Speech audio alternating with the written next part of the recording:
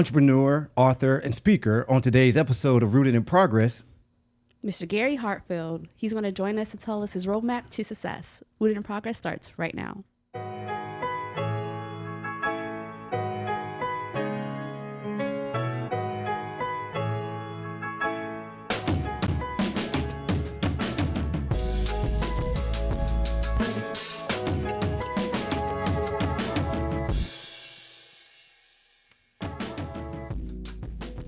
Welcome back to the Rooted in Progress studios for another episode. Yes, Thursday, my favorite day of the week. We got a full house. Terrence Middlebrooks here.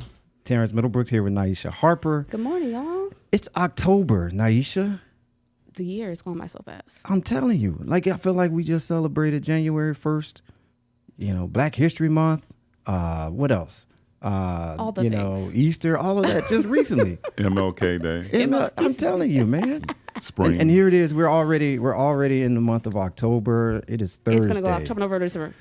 It is Rooted in Progress Day, y'all. So fast. Every Thursday is Rooted in Progress Day. We're here live 9:30 every day.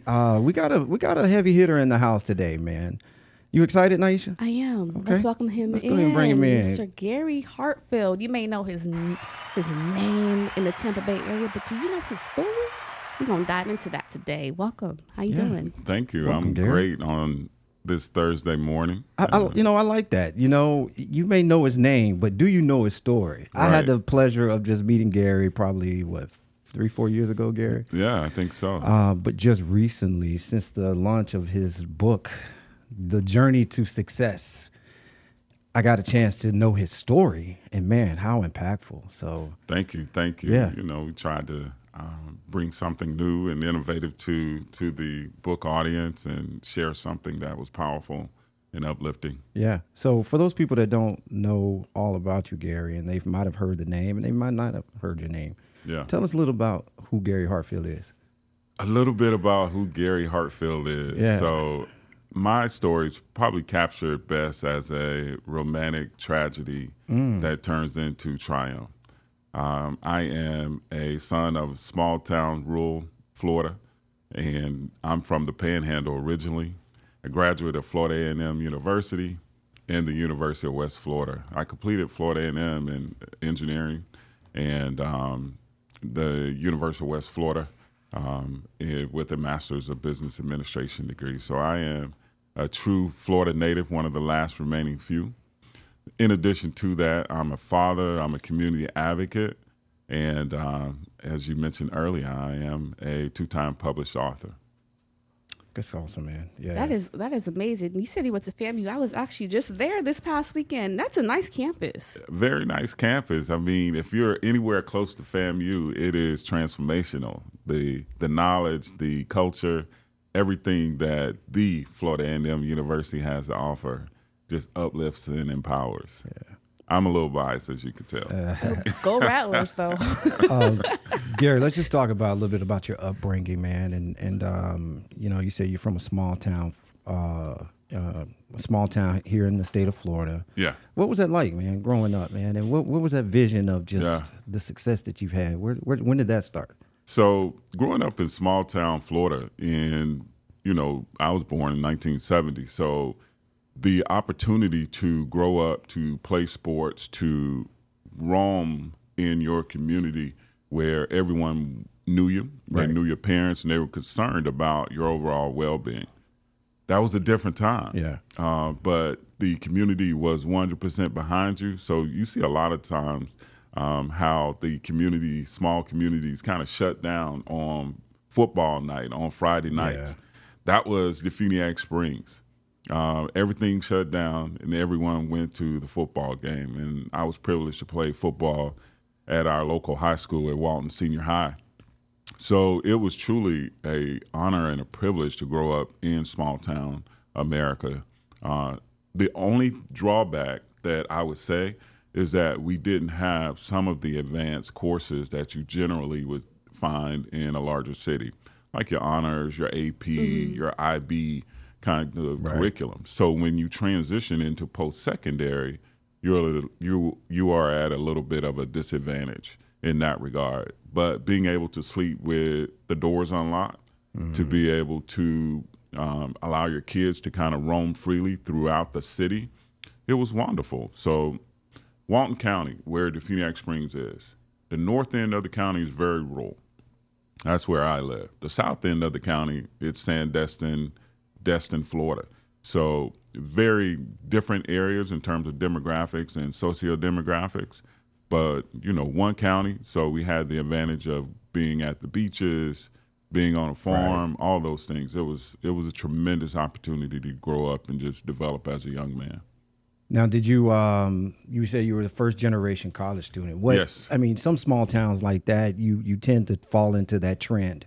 Yeah. I'm sure there was some type of factory work that all family worked at, or could have been some fields or whatever. Yeah. What drove you to want to attend college? So what drove me to want to attend college was sports. So the individuals that I played sports with, everyone had an opportunity to play either at a D1 or a D2 level. So our understanding of what was next was where we were going to college, right?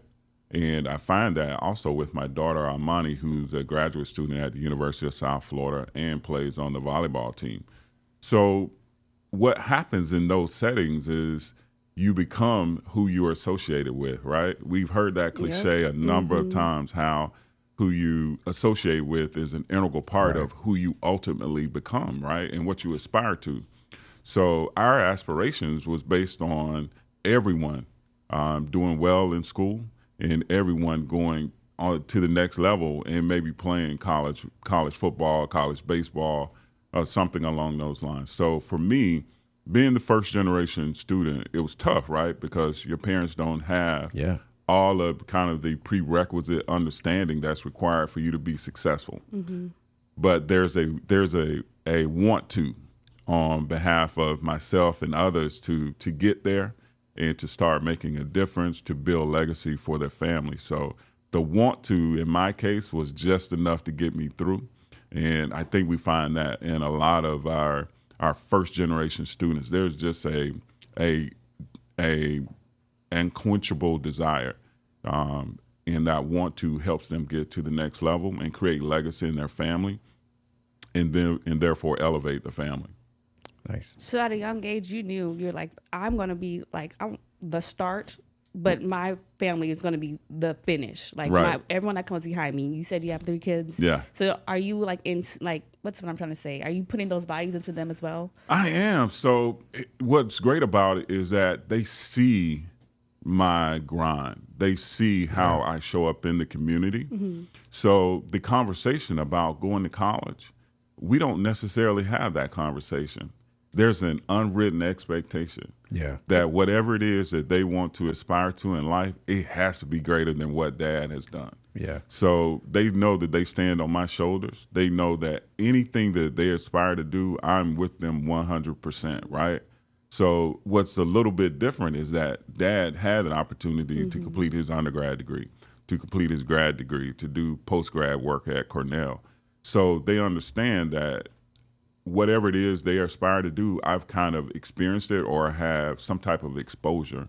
So they have an unwritten expectation to stand on my shoulders and go a little bit further. But what I do say to them is that I don't want you to be like me, right? I want you to pursue your goals, your aspirations. And if anything, don't be like me, be better than me. Be better. Yeah. You said that you wanted to go to college and you wanted to move on. Do you feel like that's kind of the kickstart to the journey to success? I think so. And I'm sorry, real quick. Go ahead. Not only just a kickstart for you, but for others. You have to want it, right? Yeah, absolutely. Yeah, absolutely. Yeah. I think the kickstart for me was the competitive spirit. It's a healthy competitive spirit that you develop in structured athletics, right? And so that appears not only in your academics, but in your professional life. So I think the kickstart for me was athletics again. I keep going back to that, but I think it was a healthy competitive spirit. So not only did I want to go to college, but once I got to college and I saw young black men and women from around this country and around the world that were just extremely intelligent, that were matriculating, that were making straight A's, that were going off into corporate America and doing great things. And I said, wow, if they can do it, right, I know I have to be able to do it. But the representation at Florida A&M University, the representation at historically black colleges and universities is so important because you see yourself represented in those roles. Like when we see a Barack Obama or Kamala Harris represented in those roles, now the glass ceilings are broken, right? And our kids and even ourselves can now identify and see ourselves represented in those roles and know that those levels are achievable. So that being said, so the kickstart for me was, I think, going back to athletics, just making me feel like I could do anything if I had that little want to in my spirit. And we were able to achieve those things. And then I looked out at the landscape and I saw individuals that were CEOs of Fortune 500 companies, Fortune 100 companies. So that was next for me, Terrence. It was, how do I get to that level? Yeah. So in entrepreneurship, here comes another level where I see individuals that are able to make, hundreds of millions of dollars and billions of dollars just based on owning the value of their own labor. That was extremely important to me. So again, that healthy competition kicked in and I was like, okay, well, how do I get there? Yeah. So all of that was just an integral part of the process, but it does start with healthy competition from athletics and academics as my foundation. I was similar. Go ahead. So like I grew up and I was a cheerleader and I ran track. Okay. And You ran track? I did. Okay. I ran track. I was Never a knew sprinter. And then my senior year, the middle of the season, I got pushed to hurdles. My 5'3" self did hurdles. Yes. And I went all the way to CIF, which is California Interscholastic Federation. It's like the championship or whatever. Okay. Yeah. So, I was always like pushed to, you can't just be great in one area. Right. Because anything can happen. You can get an injury on the field, boom, track career's over. Absolutely. Fall out of a stunt, cheer career's over. Yeah. But you got to always have the academics too. Yeah. But there was, towards senior year, the academics started to slip just a little bit. That senioritis hit. And I was like, I just want to be done. I'm going to CIF and track, but it's always like in our community that you have to just keep going and you got to push. And so that's amazing that you knew from the beginning, I have to be better. And Monty used to tell me, she always say, I want you to be better than me. Right. But Absolutely. I never really knew what that meant. So I'm like, you're successful. Woo. Yeah. You got a nice job. What do you mean be better? And so coming to Florida and working in this news station and then seeing other Black journalists, my last session, I was like one of two. Yeah. I was like, okay, there was people like me here, so I got to keep going. It never stops for me. Right. And I can only imagine that's for you as well, right? Yeah, like every day I wake up and I'm thinking as I look out at the landscape, like what's next? And I see other men and women that are doing well. So I want to exponentially grow. And now growth not only means me being able to acquire a different level of wealth, but also how do I impact the community and be a better representative for the community. So yeah, all those things come into play, but every day, and I want to quench it sometimes. I'm like, okay, Gary, this is enough, right? But there's an even stronger desire to continue to grow and to be better. Yeah. Let's go back to your career in athletics in high school. Did you have a mentor? And this is something I'm huge on going forward. Who was your inspiration? Who was your mentor growing up from high school through college? I think probably the greatest mentor was my mother. When I look back in retrospect, it had to be my mother. Now, there were a number of different things that my father did where he was the provider and protector, right? Right. So I saw him work hard. I saw him develop his own small business and provide and protect for our family. He was great at that. But the person who I really leaned on in terms of encouragement and all of those facets, all of those intangibles that a mentor brings to the table, it had to be my mother. She gave me those words that helped inspire me in those times that I wanted to quit. Yeah.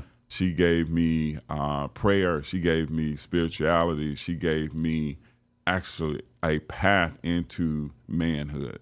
So I actually transitioned. It was a real transition for me from being a boy into a man. And it happened while I was at Florida A&M University. My sophomore year, I wanted to quit. I wanted to go back home where I was a big fish in a small pond, and everyone knew me, liked me, and I was the smart kid and a good athlete. I'm standing on the side of the road. My mother was talking to me on the phone, and I literally trying to come up with an excuse to quit and go back home because my grades are not working out. Now, what year is this? This is probably 1989, 1990. But you were I'm a college? sophomore Okay. at Florida A&M. So I'm trying to figure this thing out, right? Again, I'm first generation college student without any support from home in terms of even financially and supports in terms of how you make this transition and how you do that successfully, how to orientate yourself, how you manage time, how do you develop good study habits. I was just naturally smart. So that didn't work for calculus. That didn't work for intro to engineering. So I had to figure it out really quick. But I'm literally standing on the side of the road crying, trying to come up with a reason for my mom to say, okay, pack up and come on back home. But in that moment, you already had your bags packed. I had my bags packed. I had my mindset. You just waiting on mom to sit back and say, baby, come on home. And I'm looking for a baby. I know you've done your best. You can come on home, right? But she wouldn't give me that. Yeah. She said, in that moment, she said, she listened to me. She said, I want you to stand, right? So I'm standing there, and I'm like going through, and this is a matter of seconds, right? I've done everything I possibly can do to stand, right? I've tried to go to class. I've tried to figure this thing out, and I just can't do it, right? So in the next nanosecond, she says, and after you've done everything you possibly can do, and I'm like, yes, this is my out. I can go back home. I can pack up my little car and go home. She says, and this was what was transformational for me. She said, I want you to stand anyhow. Hold up, G. Let me stop you right there because I'm over here trying to figure out. Your mom wrote the lyrics to Donnie McClurkin's Stand. Donnie McClurkin Stand. Before Donnie McClurkin. Right. You know? Absolutely. Man, your mom's a powerhouse, man. Yeah, so that's why I identify her as that first mentor, right? Yeah. And in that moment, she took away every excuse, right? Yeah. Because think about it, it's the 80s, right? Yeah. Early 90s, and the crack epidemic in the black community was running rampant. It was destroying families. It was destroying communities, right? So if I go back home, my choices are very limited. My options in terms of which path I take are very limited. So it may look like that I end up selling drugs, or that I end up taking drugs, or that I end up dead on parole or on probation. So she didn't give me that option. She said, after you've done everything you possibly can do, you have to stand anyhow. You have to find a way. So all of my excuses were rendered invalid. And in that moment, I transitioned from a boy to a man, because then I understood there was no out. There was no going back. There was no going back home. I had to figure it out. So that being said, she, as that first mentor, really made a difference in my life. And that trajectory forever changed not only my life, but everybody that I've come in contact with, that I've mentored now.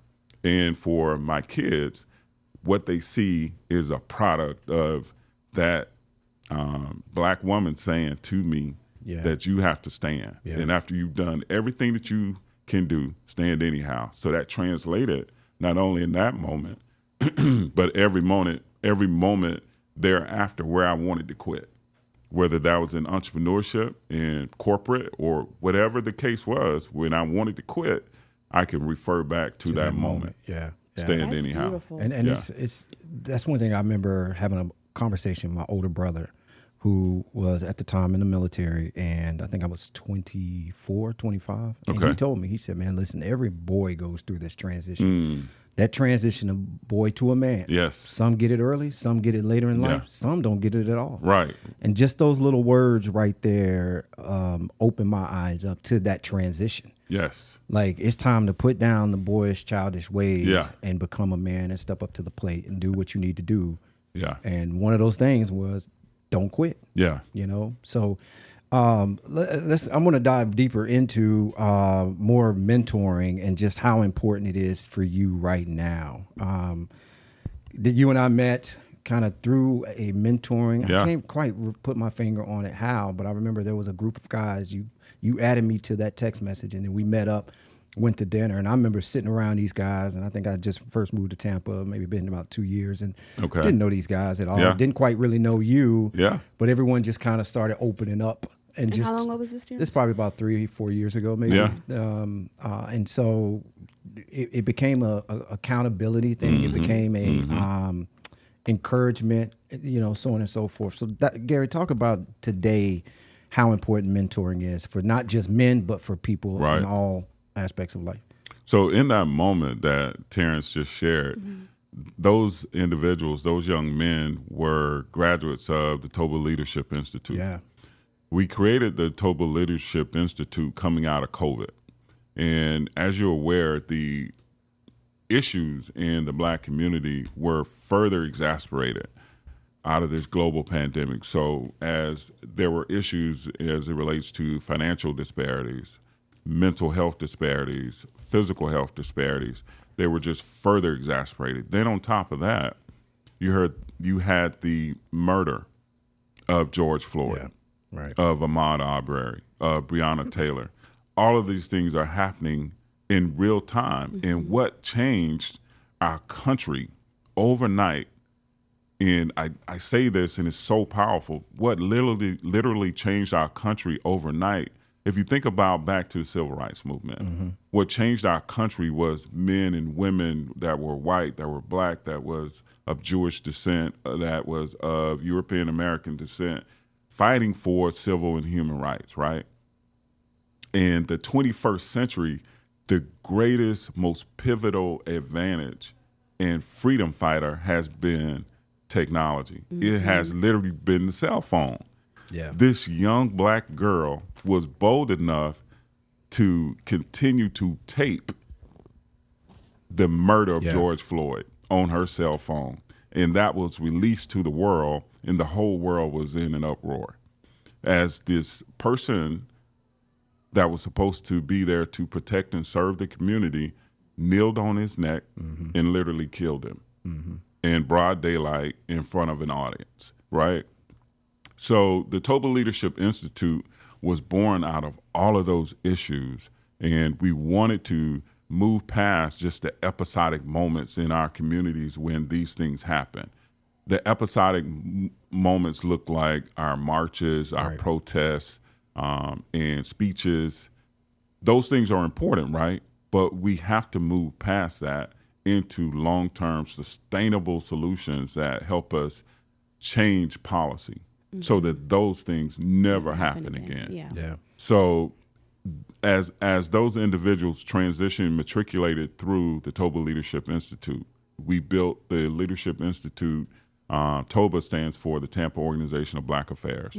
So we built the curriculum based on 2 books, The Miseducation of the Negro, and another book that's called, the name of it escapes me. We'll come back to it. We'll come back to it. Yeah. So I built the curriculum based on my experience at Florida A&M University, and also the Leadership Florida. I completed Leadership Florida in 2018, I believe.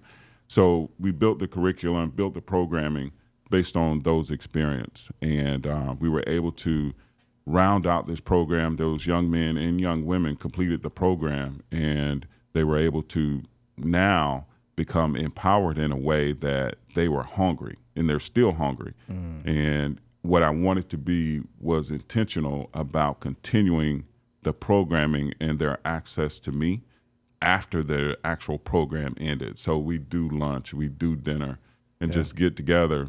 And so this was my way of mentoring and continuing that as a way to continue to pour into them. So Terrence, I invited Terrence to that experience, and I think he's been his fire was lit from that as we talked about those crucial issues in the community and how to make a long-lasting impact.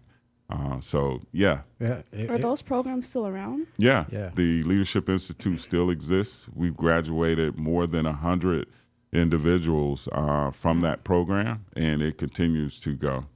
All right, let's pause right there. We're going to take a quick break, folks, and we'll dive right back into Gary's story. So stand by.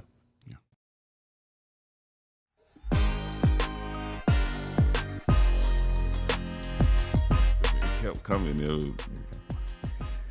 All right, ladies and gentlemen, we are back with Rooted in Progress. Terrence Middlebrooks here with Nyesha Harper, and we have Gary Hartfield with us, man. Yes. His story is just powerful. Yes. So you were telling us about the TOBA Institute program and the program that Terrence right here joined. Mentoring group. You mentioned is it primarily just for men, or can someone like me get involved? Yeah, you absolutely can be involved. Yes, absolutely. So it is for everyone. Okay. So both male and female. So what we originally thought, and this is, an idea, right? When you're developing a leadership institute, you're thinking, individuals that are just coming out of college, maybe up to age 30, would want to be a part of the program. Okay. We've had individuals come through the program that range from just coming out of college to age 66. So the beautiful part about that is the generational learning that they get to share in that experience and the bonding that happens. So I mentioned earlier there were 2 books that we built into the curriculum. They are, again, The Color of Law and The Miseducation of the Negro. Right.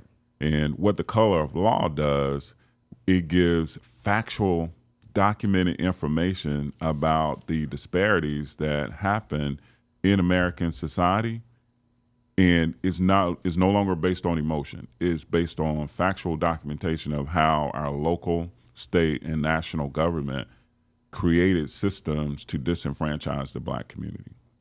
Even the idea of projects is defined in there in the name projects, where it came from, and how it continues to exist, different from what it was originally positioned for, into what it now represents in our communities. So it is a very powerful book, The Color of Law. Mm-hmm. Definitely read that. Also, The Miseducation of the Negro by Carter G. Woodson, who's actually the founder of Black History Month here in our country. You guys write that down. So The Color of Law and The Miseducation of the Negro. Yes. Very impactful and the driving force to Gary and his story. Absolutely. So Gary, let's continue to talk about this force. You are a serial entrepreneur. Yes. Serial entrepreneur. Serial. So that means you don't have just one business. Right.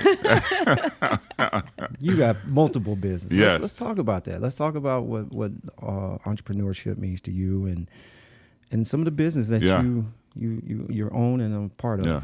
So we talked about earlier that healthy competition, right? Yeah. Mm-hmm. So part of the healthy competition drove me into becoming a serial entrepreneur. Right. The other part about that and what drove that, what was the impetus for that, is diversification. So let's talk about becoming a serial entrepreneur first. So driving the healthy competition was, okay, we started the healthcare business back in the early 2000s, 2000. My sister and I, we started the business. And as we continued to grow in that business, we realized that if you don't diversify, if there's a glitch in the system, whether in terms of how our reimbursements were completed through the state government or any other issue, that all of our irons were in the one fire. So if that business goes away, then we go away as entrepreneurs. So diversification became something that was extremely important. So how do we leverage what we built in the healthcare space to diversify our portfolio? So the thing that made the most sense was to leverage the relationships and to start a property and casualty insurance firm. So in the healthcare space, you're required to have insurance, right? Mm-hmm. You're supposed to have liability, commercial auto, commercial property. All of those things are important. who best to help inform other business owners about those types of insurance and consult them on what's needed than someone who's been in the business with them for 10, 12, right. 13 years. Right. That was me. So we were able to position that and grow the business in that way. And then finally, the third asset class was real estate. As we continued to grow, build healthcare facilities, grow that side of the business, we invested in the real estate. Mm-hmm. We didn't want to lease properties. We started to buy them, so we controlled our own destiny. Generally speaking, if you start doing a little bit better, you sign your first lease, and maybe you're paying $10,000 a month, and your landlord sees, well, they're doing pretty well, so the next time that this lease comes up for renewal, that $10,000 goes to $15,000 a month.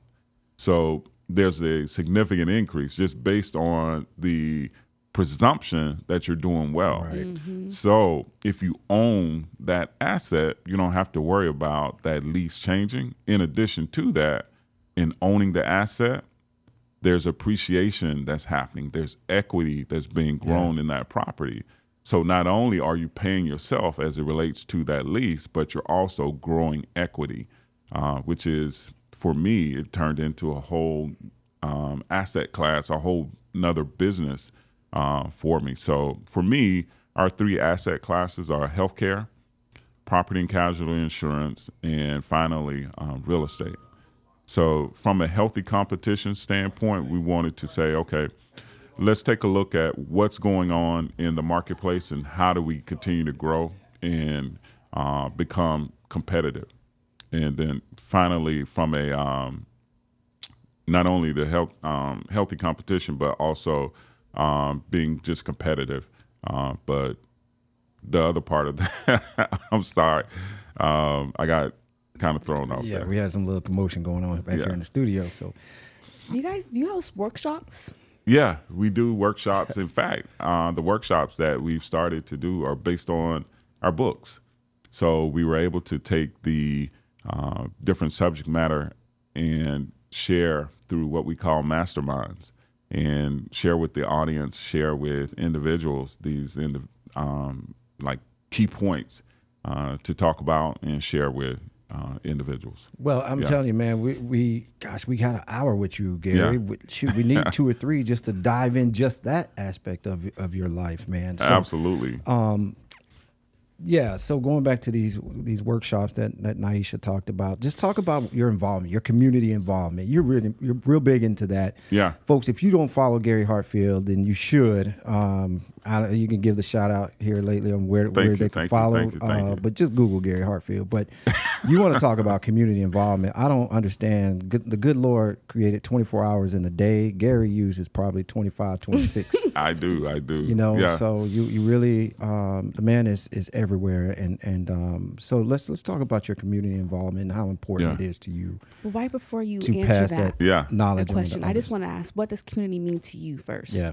So community means to me, as I look at it from this panoramic perspective that I've developed, it means that where my kids grow into, whether that's the local, state, or a national community, how do I impact that community so that at a minimal level, at a micro level, what does that community look like that they go into? So I have the ability not only to impact, but to create community. I do that through what I call social capital, right? In developing relationships and creating intentional and genuine desire to help the community. That's reciprocated either through direct reciprocation or through individuals saying, wow, his impact has been substantial. So when my daughters or my son come into the community, there's a natural inclination for people to say, you come from a great family, you come from a great community. I want to help you how your dad has helped impact the community. So that's what community means to me, being the change that I want to see, and that being directly impact not only on my kids, but those that I mentor and individuals just in general, having a better path to success without all of the barriers sometimes that we see. Yeah. Now, community involvement. Yeah. Let's talk about some of the things you're part of, if you want to just kind of share that with us. Absolutely. So community involvement, for me, I saw my parents be active in the community. They were very serious about that, and they did it out of ministry. For me, as I matriculated from those stages of learning, whether that was formal or informal, into earning as an entrepreneur, and then finally returning to the community, all those things that I have to offer. So essentially, I see it as tithing, right? So tithing looks like your ability to return your time, your talent, and your treasure. And the beautiful thing about tithing is that in doing so, you're not giving anything away. And in fact, the scripture states that as you do these things, you'll be given a blessing that you won't have room enough to receive. Yeah. So that's what community looks like, that not only that am I pouring into my time, my talent, and my treasure, that as I do that, I'm impacted, but I'm still able to further impact the community. Imagine that level of reciprocation where there's an unlimited flow of goodwill. So as I return to the community, that looks like pouring myself into it in a way that it is unconventional, that it is something that maybe people have not seen before, that they start to say, okay, well, Mr. Hartfield is doing it or Gary is doing it. Why can't I do these things, right? So now we create this healthy competition of people pouring into the community in a way where it's not about what I'm going to receive back. It's about pouring into the community so that the community overflows and the community becomes this safe space where everyone is able to thrive. And in doing so, imagine what we create, right? Where everyone, individuals, where families, where communities have an opportunity to thrive. Our ability to generate revenue for the tax base, create safe families and communities that are thriving, where everyone now positions themselves. They're proud of their community. They're proud of their city. They're proud of the state that they live in. They're proud of their country. That's how we get the best from the United States of America. That's what I believe our founding fathers were thinking about as they thought about this idea of democracy, this idea, an experiment in democracy. How do we get the best from that? So I think we do that through community. I think we do that through tithing and pouring into each other. Amen. Amen. Yeah. So guys, hold on one second, Aisha. We're going to take a quick break because I want to come back and talk, dive into your book as well as the future of Gary Hartfield. So stand by, folks. We'll be right back.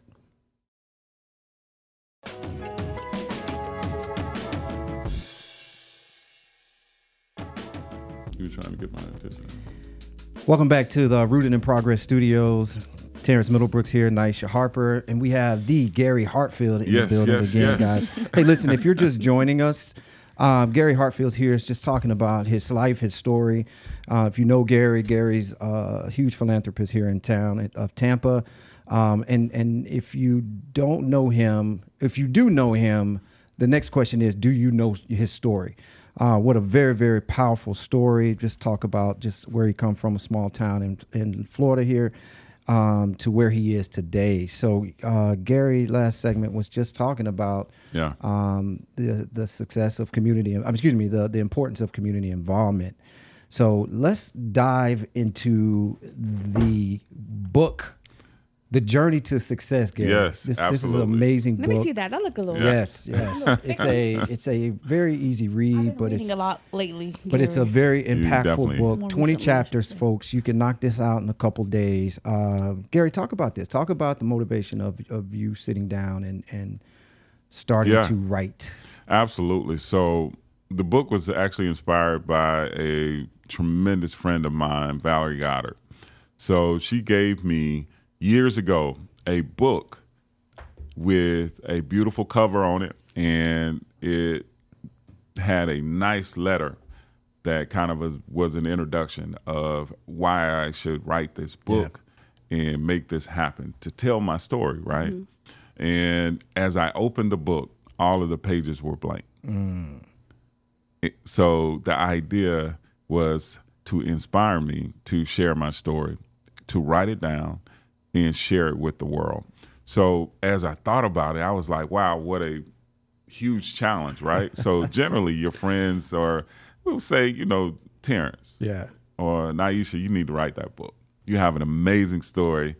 You need to write that book. Well, where were you at in your career at this point? I was right in the middle of building the businesses, and I would go out under number of circumstances and just share my story, right, with different groups that Valerie would share with different groups in the community, but I never had it written down. It was always something similar to today that we just share the story and just do it passionately from the heart.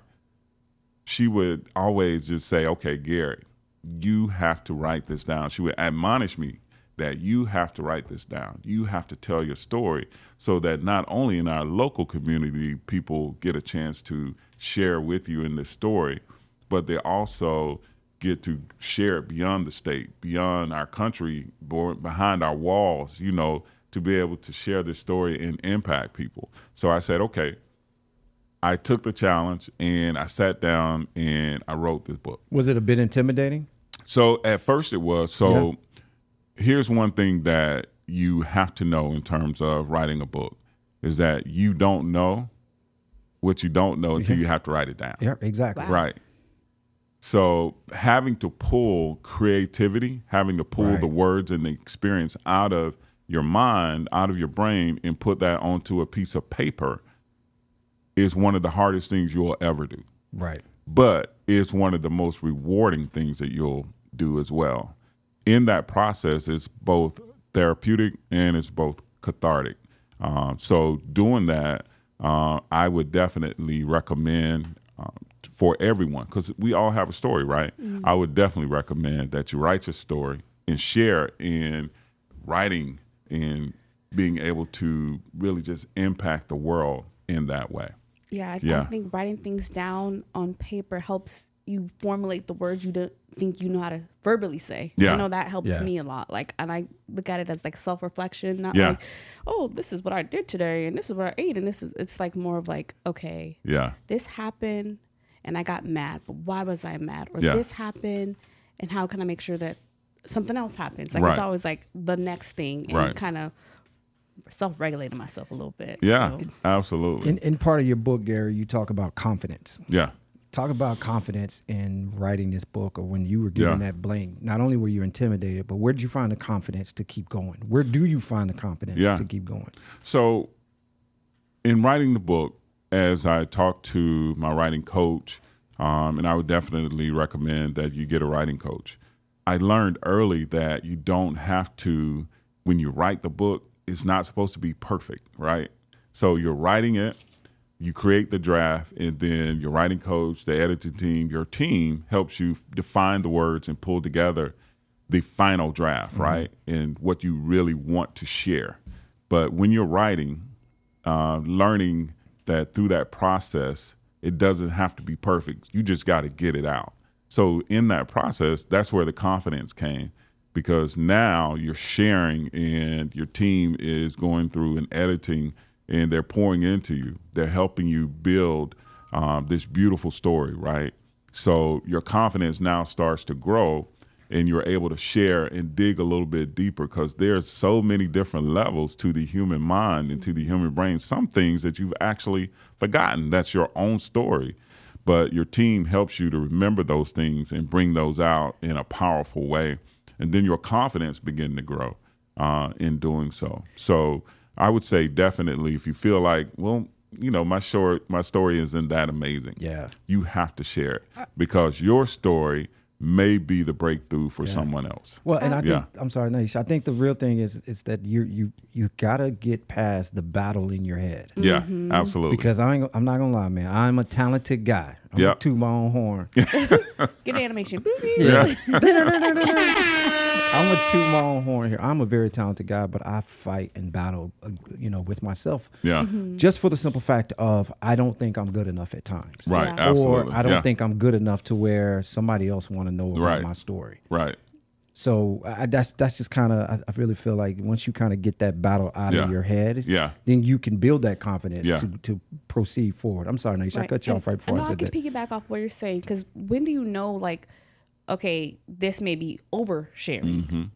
I don't think you get to that point initially, right? So your team, your coach, your writing coach helps you edit what you share, right? So for me, the pillars of the book are to educate, motivate, and inspire. And if what you write doesn't align with that, then we got to edit that out. You got it out, right? So it's therapeutic for you, maybe cathartic. So it's excellent. You got it out, and maybe you use it in the next book. But for this book, if the pillars of this book are to educate, empower, and motivate, then we won't use this part, Naisha, for this book.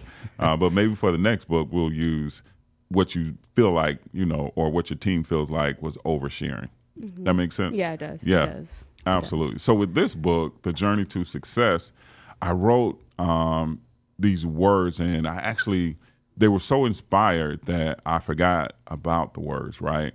So sometimes I have to refer to them. So as I'm sharing about the book, it resonates not only with me, but with the reader. So let me share with you what I wrote. So it goes, I want this book to inspire change in every community, to educate the dreamer to become a doer, motivate the deflated and weary, and empower anyone in their current walk of life to become their best selves.